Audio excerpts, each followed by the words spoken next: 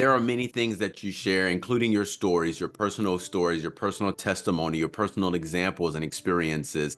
There's so many things that you share with the readers inside of your book.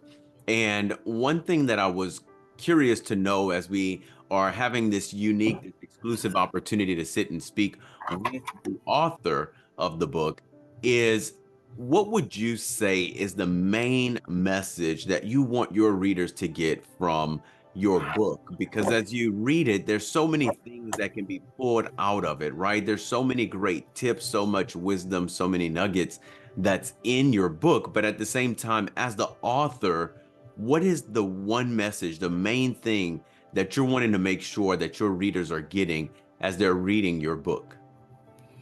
Um, well, plenty, but the main thing is one, that God is real. If nobody knows that, whatever it is that you believe in, there are so many different. I've been taught not to say religion, but there are so many different religions and so many things to believe in. But whatever it is you believe in, understand that it's something out there in the universe, that if you speak and pray and manifest on anything that you want to make it out of, it may take some time. And I'm an example of time. Like, I'm almost 42 years old, and in the Bible, who was it? Moses. That it would have took 13 years, 40 years. Somebody took 40 years. Okay, so I'm an example that in our time, I'm 40 years, in trying to make it, and I'm almost 42 years old, and I'm just now seeing sunlight. So I guess I would tell people that there's a way out of darkness. The light is not as far as it may seem. Um, I want women, men, because men are in domestic violence too. People are very surprised by that. But if you go by statistics, men and women are almost the same in percentage of domestic violence, and people don't know that. They think, oh, it's a big strong man. No, they go through it too. But understand your worth, know who you are, understand what you don't have to take, and know that God is able.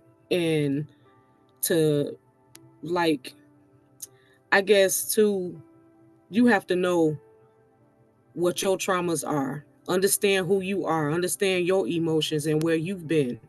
And don't don't supply other people with space to be in your space and destroy it, because you are utilizing your emotions to make decisions and allow those people to destroy you and demean you and everything else like that, because of the things that you've been through. We drag our childhood, mainly our childhood traumas, into our adulthood, because we were never given the chance or the opportunity to fix those traumas or understand those traumas, or understand that you don't have to be embarrassed by those traumas. And we take it into our every relationship, situationship, religionship, any ship, friendship, the relationship with your children. Everything that we go through and we take it into all these relationships, we end up destroying other people that didn't do it, having other people unpack our bags that they didn't put nothing in. Okay, so until you start taking accountability for what you decided to do, because a lot of people like, oh, well, I've been through. Learn how to take accountability for what you allow yourself to be in, and understand why you're there, and fix it. So that's the message boldly that I would like people to take from what I've written. Yeah, that's so good. And the big thing, so much right there to unpack. But the one thing that really rung loud and clear for me as you were speaking, Shamika, was about knowing your worth, knowing your value, knowing who you are, and knowing just how important you are, knowing that you're worth it, knowing that you don't have to lower your standards, if you will. You don't have to perceive yourself to be somebody who is worthless. You can always have this high esteem for yourself and this high regard for yourself. And I think that's a beautiful story to tell. Listen, of all the chapters that you have inside of your book, What would you say, as the author, what would you say is probably the most important chapter to read? If for some reason, if somebody just grabbed the book and they said, listen, I only have time to read one chapter, what chapter would that be?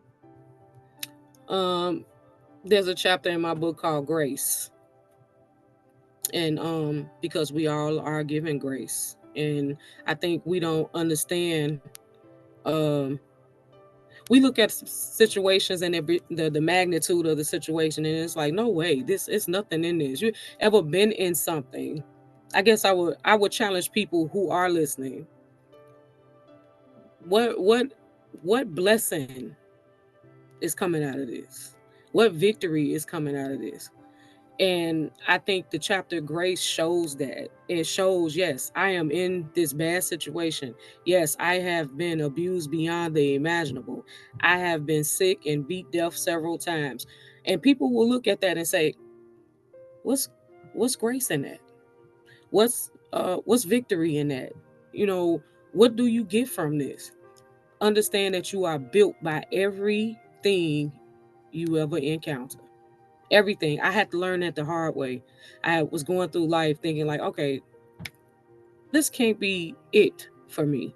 But it was teaching me, even though I was strong, I've been strong like this all I came here like that, it seemed like. But I must have a greater calling that I'm being crushed as such. And I think people need to understand why they're going through something. And I know you're gonna ask that question, why? Spend more time trying to figure out, you know, you, the insides of you, and what's being built. These things that's happening, illness, abuse, trauma, those things are foundation to the house, and they help you build everything else that's going around that foundation. If your foundation is strong, no matter what you build on it, the foundation will never fall. Shamika, I would love to switch gears a little bit here because we have a lot of people who listen to the show and they are wanting to write books themselves. They are listening to the show to be inspired by other authors to help them get motivated, to help them to focus, to help them to know, how do I get this done?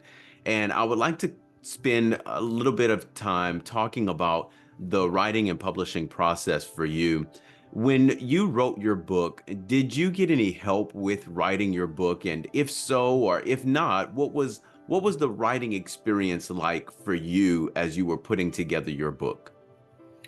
Well, it took me a long time to even dive into this. 4 years almost. But at the same time, you will go through your adversities. I've had plenty that's stopping me or tried to stop me from doing this. It took me over a year now. We're in August. I started this last year. And everyone has been extremely supportive of me, even when I got behind. They didn't rush me. They gave me grace. I had a very good coach, Clay Morris. That man pushed me and encouraged me, and he was just so patient with me as well as yourself to give me space to be able to even to dive into this and finish something that meant a lot to me. So the process was fairly easy, hard on my part, because I had to push, but I appreciate everything that the company, you and my coach has done. They give you great tools. Those are the people that want to write a book, and go through this company to help you. Other companies are so big they can't pay attention to you. Not saying that you're not big. I'm just saying that other companies, they just want your money, and they don't care about anything that your personal life is going through. They want what you they want it now, and they don't give you any grace at all. So I appreciate this journey very much.